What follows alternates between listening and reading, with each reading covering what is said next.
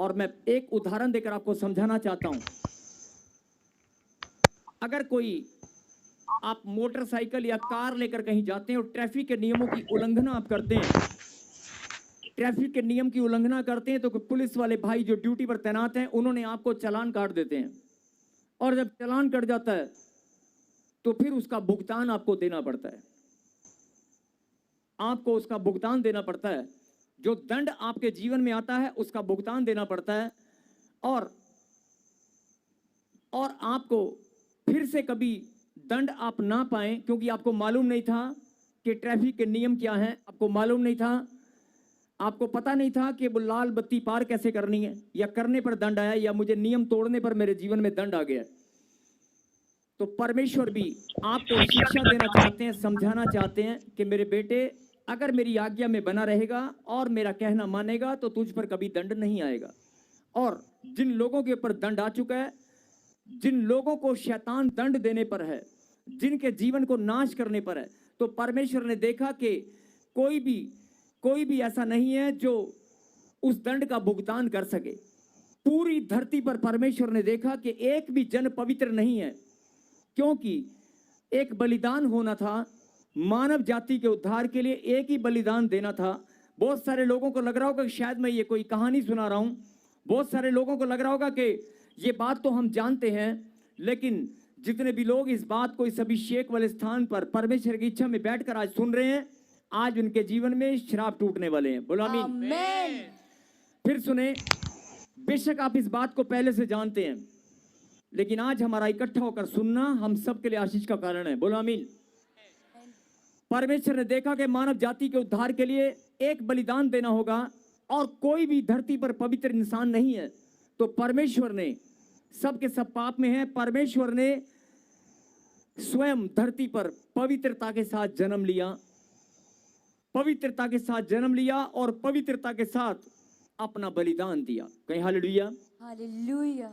और जब परमेश्वर ने अपना बलिदान दिया, अपने बलिदान दिया, हाथ पैरों में कीलें खाई, सिर पर कांटों का ताज पहना, छाती में भाला खाया, बदन पर कोड़े खाए, ये सब बातें हम जानते हैं। लेकिन मैं आपको याद दिलाना चाहता हूं कि अगर आप ये बातें जानते हैं, अगर आप उसके बलिदान को जानते हैं, तो फिर आपके घर में लड़ाई झगड़ा, दर्द, पीड़ाएं, बीमारियां आपके घर में क्यों हैं? बीमारियां आपके घर में क्यों हैं? ये बहुत बड़ा सवाल है, और आपको सुनना पड़ेगा।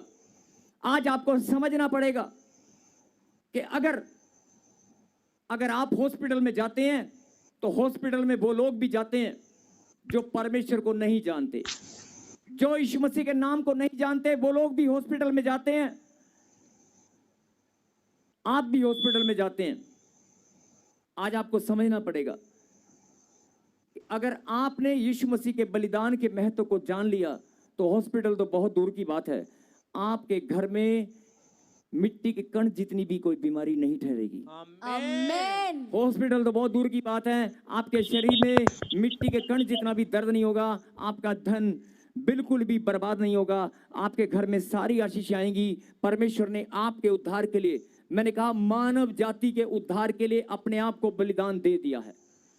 और जो लोग इस बात पर ईमान रखेंगे, और मुझसे ज्यादा हो सकता है आप पहले से जानते हो, बहुत सारे लोग यीशु मसीह के बारे में जानते हैं कि उसने क्रूस पर बलिदान दिया। छोटे से बच्चे को भी अगर आप पूछेंगे, वो भी यीशु मसीह की फोटो सलीब पर देखकर, सलीब को देखकर बता देगा कि यीशु मसीह ने बलिदान दिया है, और ये सलीब यीशु मसीह की है।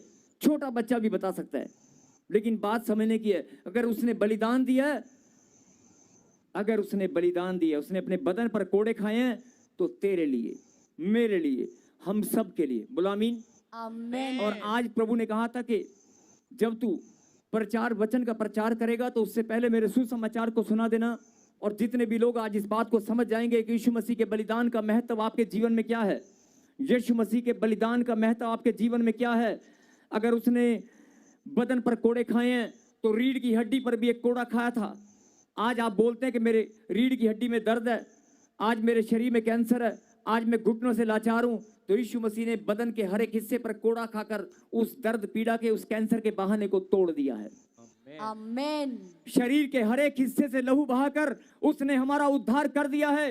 कोई बीमारी, कोई प्रॉब्लम, कोई समस्या, कोई शैतान की बड़ी योजना आपके शरीर पर हमला नहीं कर सकती। लेकिन बड़े दुख की बात है कि मेरे बलिदान देने के बाद भी, और सबसे खुशी की बात कि मैंने बलिदान दिया और भविष्यवाणी किया था कि तीसरे दिन मैं मुर्दों में से जी उठूंगा, मैं मौत को हरा दूंगा। और हम सब जानते कि मौत हार चुकी है। हम सब जानते हैं यीशु मसीह तीसरे दिन जी उठा, और उसने जैसे ही वो जी उठा, पुनरुत्थान, मौत को उसने हरा दिया और 40 दिन वो धरती पर रहा और बादलों पर उठा लिया गया। उसने कहा मैं फिर से आने वाला हूं। ताली बजाकर धन्यवाद दें। हालेलुया। उसने कहा मैं फिर से आने वाला हूं।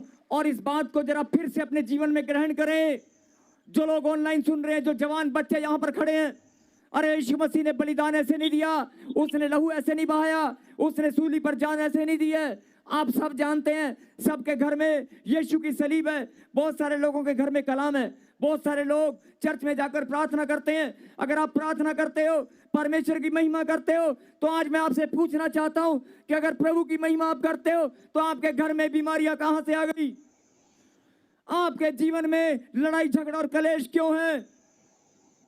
परमेश्वर यही बात समझाना चाहते हैं कि सुन ले मेरी बेटी, सुन ले मेरे बेटे, 2026 साल पहले मैंने अपना बलिदान देकर तेरे घर में खुशी और आनंद की नदियां बहा दी हैं।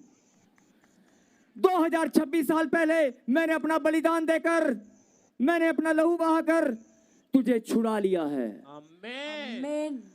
किसी और के ऊपर बीमारी आए ना आए, लेकिन तुझे छूने भी ना पाएगी। आमेन। अगर तू मेरे बलिदान के महत्व को जान लेगी। आज आप रो रहे हैं, आज आप समस्या में हैं और चिंता में हैं, आज आप डॉक्टर के पास जाकर धक्के खा रहे हैं क्योंकि बच्चे की आशीष नहीं है। आज आप डॉक्टर के पास जाकर अपना खून टेस्ट कराते हैं। खून टेस्ट कराने की जरूरत नहीं है, केवल विश्वास करने की जरूरत है। फिर से यीशु मसीह के बलिदान के महत्व को जान लें। मेरे पीछे बोलो, यीशु मसीह के बलिदान मेरे लिए था। यीशु का बलिदान मेरे लिए था। कहें आमीन। आमेन। अगर आप इस बात को जान चुके हैं कि यीशु मसीह का बलिदान मेरे लिए था, उसने जैसे चालान कट जाने पर जो दंड चालान था उसका भुगतान आप पैसे से करते हैं, परमेश्वर ने आपके ऊपर जो दंड शैतान डालने वाला है, या बहुत लंबे समय से जो दंड आपके ऊपर पड़े हुए हैं, जो बीमारियां समस्याएं आपके घर में घुस चुकी हैं, उन सब का भुगतान परमेश्वर ने 2026 साल पहले अपना लहू बहाकर कर दिया है। आमेन। ये सच्चाई है, ये एक सच्चाई है। उसने कहा जितने भी लोग मेरा नाम लेंगे वो सब उद्धार को पाएंगे। आपका छुटकारा परमेश्वर ने 2026 साल पहले कर दिया है। आमेन। ये बड़ी गंभीरता से सोचने का विषय है, बड़ी गंभीरता से जानने का विषय है कि परमेश्वर ने अगर मेरा भुगतान कर दिया है, अगर मुझे बीमारियों से, प्रॉब्लम से छुड़ा लिया है, तो फिर बीमारी मेरे घर में कहां से आ गई? आज यही तो बात परमेश्वर आपके जीवन में समझाना चाहते हैं कि मेरे बेटे, मेरी बेटी, अगर तेरे जीवन में अगर बीमारी है, प्रॉब्लम है, समस्या है, तो बड़ी गंभीरता से सोचने का विषय है। जब 2026 साल पहले तेरा उद्धार हो चुका है, इसका मतलब आपने उद्धार को ठीक से ग्रहण नहीं किया। इसका मतलब यीशु मसीह के बलिदान को आप ठीक से समझ नहीं पाए। इसका मतलब उसके लहू बहाने, कोड़े खाने को आपने ठीक से समझा नहीं है। यह हो सकता है मुझसे भी ज्यादा प्रार्थनाएं आपने की होंगी, आप दिन रात उपवास और प्रार्थना में बिताते आए हैं, लेकिन इसका मतलब शैतान के पास कोई बहाना है। शैतान के पास कोई बहाना है जो आपकी ब्लेसिंग को रोक कर बैठा हुआ है। आज इसी बात को समझाने के लिए, आपकी ब्लेसिंग लौटाने के लिए परमेश्वर ने मुझे यहां पर भेजा है। आमेन। आमेन। आज परमेश्वर ने हम सबको यहां पर इकट्ठा होने का अवसर इसीलिए दिया है। जो काम 2026 साल से तेरे घराने में, तेरी पीढ़ियों में नहीं हुआ, वह आज की रात यहां पर होकर रहेगा। आमेन। आज जितने भी लोग उसके बलिदान के महत्व को जान लेंगे और केवल धन्यवाद करेंगे, केवल धन्यवाद, ऊंची बात सकें, यीशु मैं आपके बलिदान को धन्यवाद देता हूं। अपने उद्धार के लिए आपको धन्यवाद करता हूं और मैं आपसे वाचा बांधता हूं। जो लोग तेरे नाम को नहीं जानते, ये लाइन मैं क्यों बुलवा रहा हूं? लाइव चल रहा है, पूरा जगत इसको सुन रहा है, देख रहा है, पूरे वर्ल्ड में लाइव चल रहा है। ये लाइन मैं इसलिए बुलवा रहा हूं क्योंकि परमेश्वर चाहता है पृथ्वी के एक छोर से दूसरे छोर तक आत्माएं बचाई जाएं। आमेन। बहुत सारे बच्चे मुझसे दूरियां बनाकर बैठे हैं। बहुत सारे लोग परमेश्वर की सच्चाई से दूर हो गए हैं। परमेश्वर चाहता है कि आप सच्चाई को जान लें। परमेश्वर चाहता है कि आप सुसमाचार सुनाएं। फिर से कहें, परमेश्वर, मैं आज वाचा बांधता हूं, मैं सुसमाचार सुनाया करूंगा, मैं आत्माओं को बचाया करूंगा, मैं शर्म नहीं करूंगा।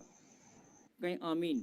आमेन। बस इतनी सी बात परमेश्वर चाहते हैं कि तू सच्चाई को बता। और जिन लोगों को लगता है कि यीशु मसीह परमेश्वर नहीं है, जिन लोगों को लगता है कि यीशु मसीह परमेश्वर नहीं है, या हम किसी गलत रास्ते पर हैं, या हमें गलत कोई भरमा रहा है, कोई बात नहीं। आप यीशु मसीह का नाम नहीं लेना चाहते, बहुत सारे लोग नहीं लेते, तो मैं ये बताना चाहता हूं, आप परमेश्वर से मांग सकते हैं। आप परमेश्वर बोल सकते हैं। आप 3 दिन, 5 दिन, 7 दिन आप परमेश्वर बोलना शुरू करें, परमेश्वर से मांगना शुरू करें कि परमेश्वर, जो सच्चाई है उसे मैं जानना चाहता हूं। और परमेश्वर से आप जब ईश्वर से जब आप परमेश्वर बोलकर प्रार्थना करेंगे, वो आपके जीवन में ऐसा आश्चर्य करेंगे कि सच्चाई आपके जीवन में खुद चल कर आएगी। आमेन। जिन लोगों को ऐतराज है, बहुत सारे लोग यीशु मसीह के विरोधी हैं, हम सब उनके लिए प्रार्थना करते हैं कि परमेश्वर वो विरोध ना करें और वो विरोध करने से पहले सच्चाई को जान नहीं पाए। आमेन। और बहुत सारे लोग, मैं आज इस मंच से, इस प्रार्थना सभा से एक संदेश देना चाहता हूं कि बहुत सारे लोग ऐसा बोलते हैं कि ये लोग धर्म परिवर्तन करते हैं, ये लोग झूठ बोलकर भरमाते हैं आत्माओं को। मैं आज ये संदेश देना चाहता हूं कि नहीं, ऐसा नहीं है। अगर किसी को लगता है कि ये लोग भरमाते हैं, ये लोग यीशु मसीह का नाम लेकर भरमाते हैं, तो मैं उनके लिए भी प्रार्थना करता हूं और उनको बताना चाहता हूं कि आप विरोध कर लेना, कोई बात नहीं, लेकिन विरोध करने से पहले केवल परमेश्वर से ये बात बोलना कि परमेश्वर, मैं भी सच्चाई को जानना चाहता हूं। आपके जीवन में भी सच्चाई परमेश्वर अपने आप भेजेंगे, ये मेरा विश्वास है। तो मैं आप सबसे ये विनती करता हूं, प्रभु ने कहा था कि जब तू वचन का प्रचार करेगा, उससे पहले मेरे शुभ संदेश को, मेरे सुसमाचार को लोगों को सुना देना। और बहुत सारे लोग, जो मैं बोल रहा हूं जरा ध्यान से सुनना, कि बहुत सारे लोग शुभ संदेश को सुनाने से शर्माते हैं, बहुत सारे लोग यीशु मसीह के नाम को बताने से डरते हैं और शर्माते हैं। कोई बात नहीं, ताकि लोग आपको कहेंगे कि तू खुद बीमार है, तेरा तो उद्धार नहीं हुआ, और तुम चर्च में जाते हो, प्रार्थना करते हो, तुम्हारे घर में आशीष नहीं है, तो तुम मुझे ये सुसमाचार क्यों सुनाते हो? ऐसे लोगों के मन में भावना है। कोई बात नहीं, आज ये सब परमेश्वर ने मुझे कहा, मैं इसलिए बोल रहा हूं। और मैं इतनी दूर चंडीगढ़ से, पंजाब से यहाँ पर इसीलिए आया हूं। प्रभु ने कहा कि ये लाइन जरूर बोलना कि जब तुम सुसमाचार सुनाओगे, जब तुम शुभ संदेश सुनाओगे, जिन्होंने नहीं सुनाया फोन पर सुना देना, किसी को व्हाट्सएप पे मैसेज भेज देना। लेकिन बाइबल के अंदर लिखा है, जो शुभ संदेश नहीं सुनाता, जो सुसमाचार नहीं सुनाता, वो पाप करता है। इसलिए इसी बात का बहाना लेकर शैतान ने आपकी ब्लेसिंग को बड़े लंबे समय से रोक रखा है। आज मैं इतनी दूर से आपके बीच में ये संदेश लेकर आया हूं। ये मेरे खुदा का संदेश है कि प्लीज मैं आपसे विनती करता हूं कि आज से आप ये फैसला करें, भले ही आप कितनी भी प्रार्थना करते आए हैं। मेरे पीछे कहें, हे परमेश्वर, ऐसे नहीं, पीछे वाले, हे परमेश्वर, मुझे बल दे, मुझे बुद्धि दे, मुझे सामर्थ्य दे, मैं आपके शुभ संदेश को लोगों तक पहुंचाने पाऊं, मैं सुनाने पाऊं, यीशु के नाम में कहें आमीन। आमेन।